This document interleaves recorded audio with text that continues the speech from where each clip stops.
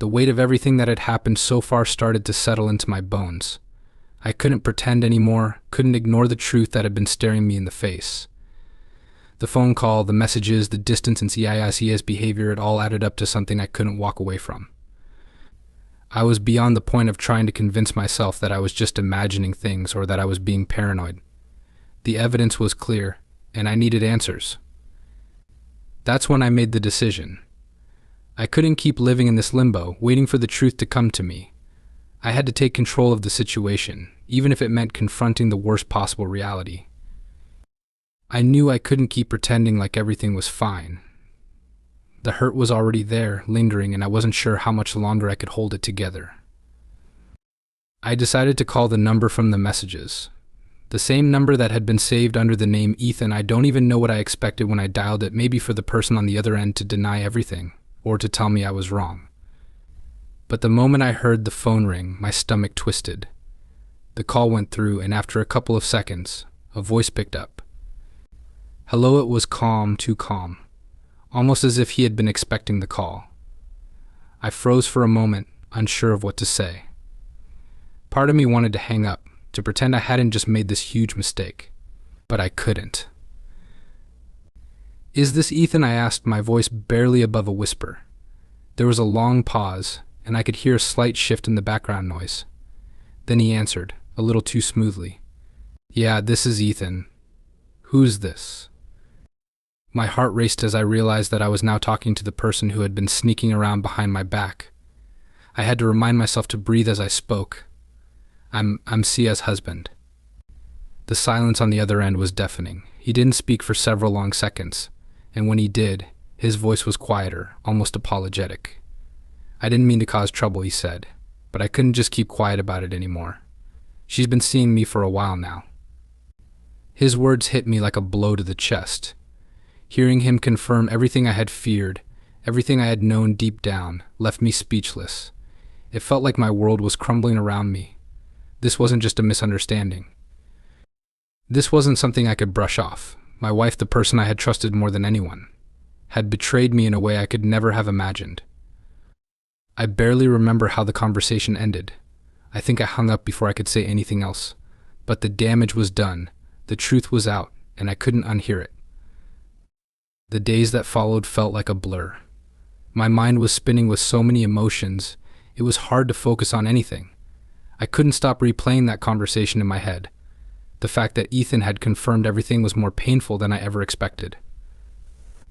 I had been hoping, no, praying that maybe there was some misunderstanding, that I was wrong, that I had been too quick to jump to conclusions. But hearing the confirmation from his own mouth shattered that hope. Sia, as always, was calm, acting like everything was normal. She didn't know I knew. She didn't know that I had spoken to Ethan. And part of me was tempted to confront her right then and there. I wanted to scream, to ask her how she could do this to me, to us. But I didn't. Instead, I kept my distance, my emotions swirling inside, unable to share the weight of what I was carrying. That weekend, she suggested we go out for dinner, as if nothing had changed. I didn't know what to say. The thought of sitting across from her, pretending like everything was fine, felt like an unbearable lie.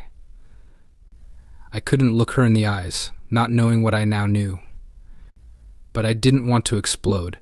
I didn't want to lose control, so I kept it inside, bottling up my anger, sadness, and confusion.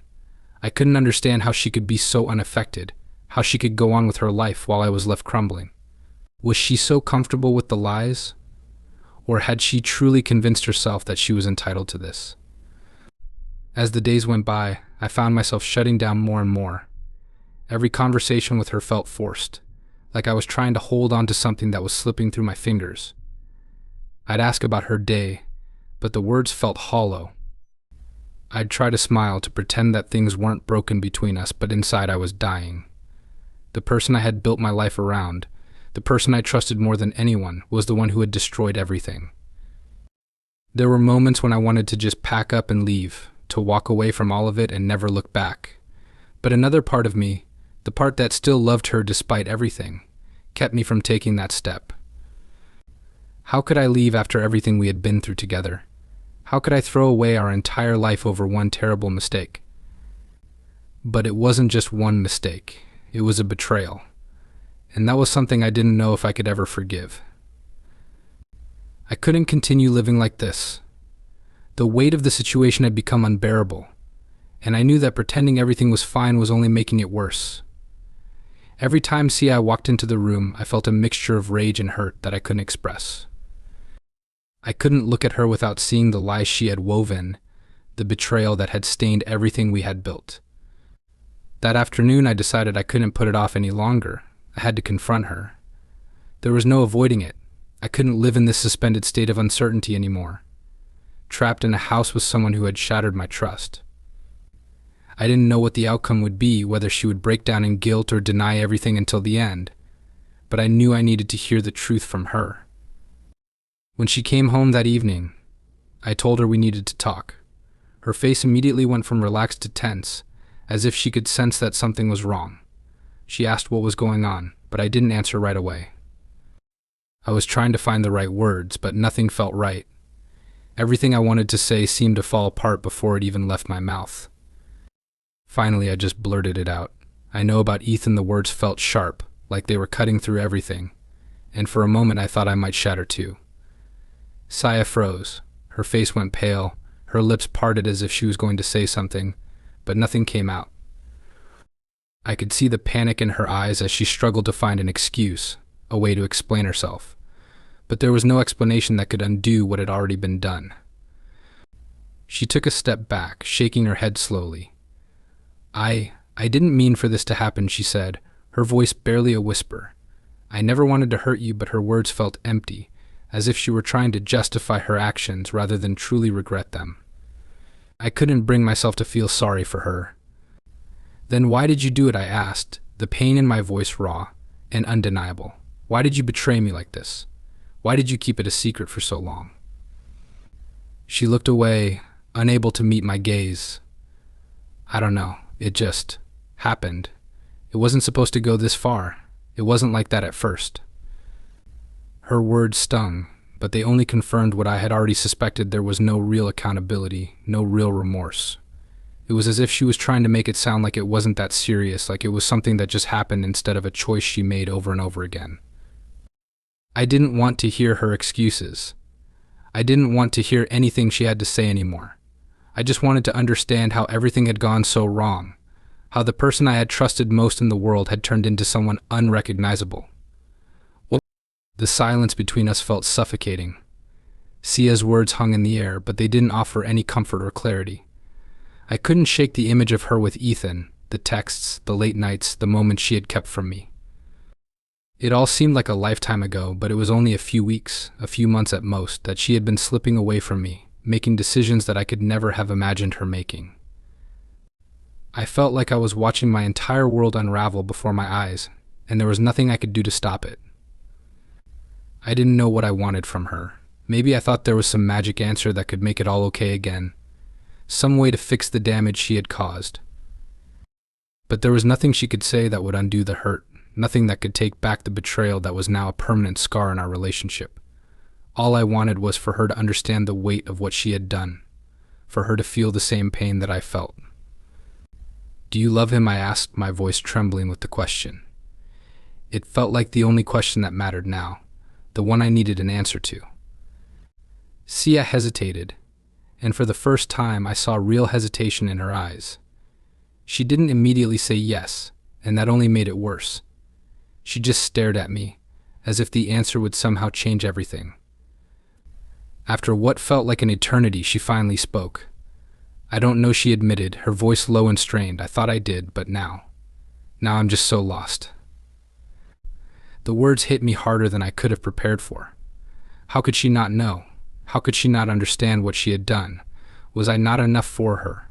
Was the life we had built together so easily tossed aside for someone else? "I don't understand," I whispered, feeling my throat tighten as I fought to hold back tears. "How could you do this to me? To us?"